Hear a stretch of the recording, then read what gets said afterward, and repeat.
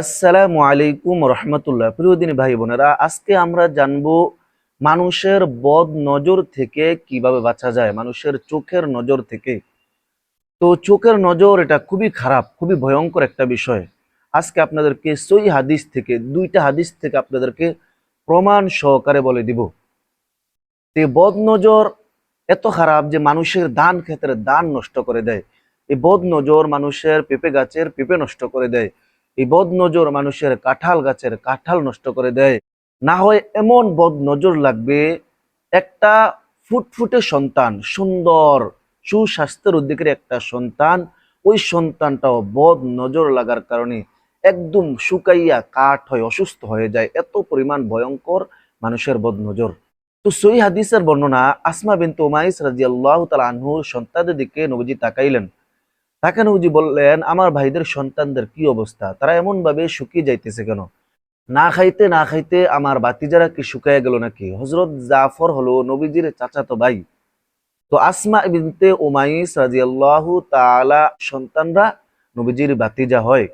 তো নবীজি বললেন যে না খাইতে না খাইতে আমার বাতিজারা কি শুকায় গেল নাকি? তখন আসমা বিনতে উমাইস বললেন, হে আল্লাহর হাবিব, আমার ঘরে খাবারের কোনো অভাব নাই, কিন্তু হুজুর আমার সন্তানগুলার উপর মানুষের বদ নজর লাগে। কি লাগে? বলতেছে আমার ঘরে খাবারের কোনো অভাব নাই, কিন্তু আমার সন্তানগুলার উপর মানুষের বদ নজর লাগে। তখন নবীজি সঙ্গে সঙ্গে বললেন যে ইরকিহিম, তুমি তাদেরকে জারফুক করো। কি করো? তাদেরকে জারফুক করো, অর্থাৎ তাদেরকে তুমি জারাও।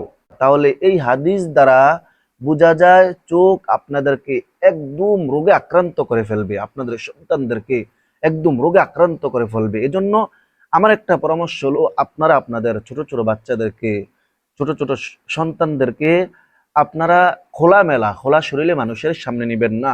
গোসলের পরে হোক, এমনি হোক, আপনারা গায়ের মধ্যে যে কোনো একটা গামছা অথবা গেঞ্জি রেখে তারপর মানুষের সামনে নিবেন।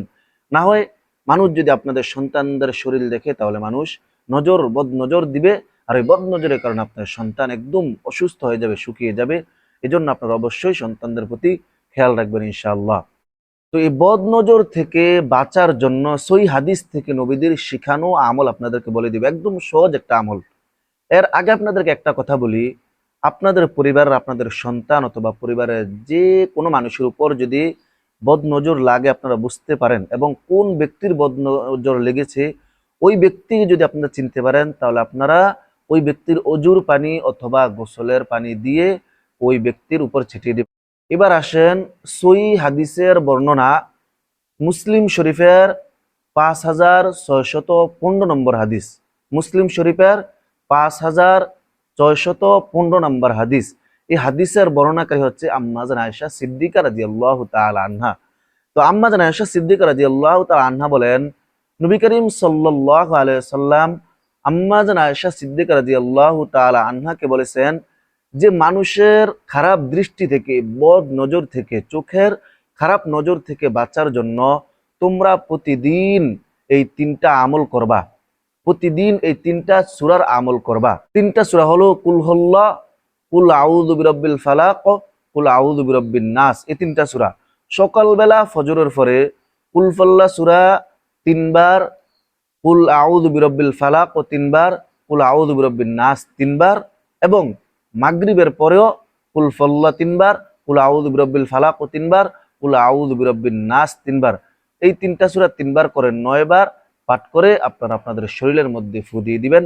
এটা নবীজির শিখানো, নবীজি আম্মা জান আয়েশা সিদ্দিকা রাদিয়াল্লাহু তাআলা আনহাকে শিখিয়ে দিয়েছেন। এটা মুসলিম শরীফের 5615 নম্বর হাদিসের মধ্যে আসছে।